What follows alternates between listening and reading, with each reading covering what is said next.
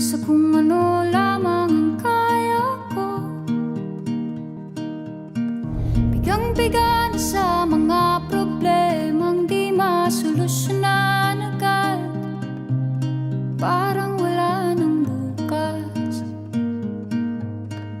Pwede bang umiwas?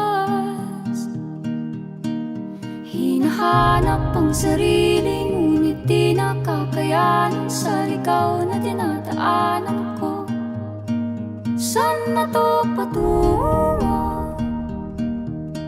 Saan ako patungo? Dahan-dahan nating simulan muli ang paghakbang.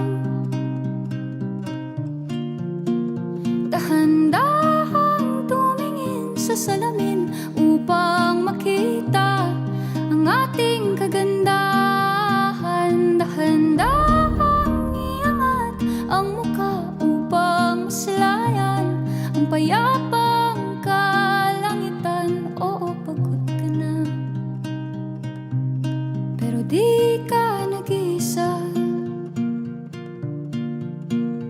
Kaya't lumaban ka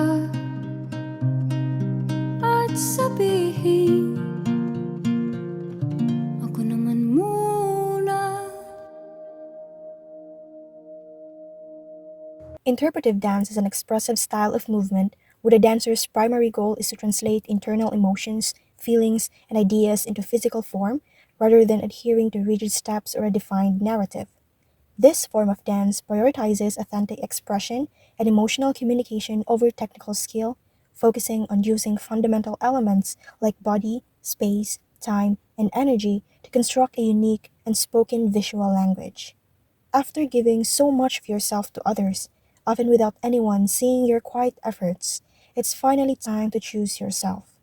By performing Ako Naman Muna, the dance embodies this exact message. It reminds us that it's okay to rest, breathe, and take care of the heart that's been strong for everyone else, using the controlled elements of movement to show the deserved love and kindness you've always given away.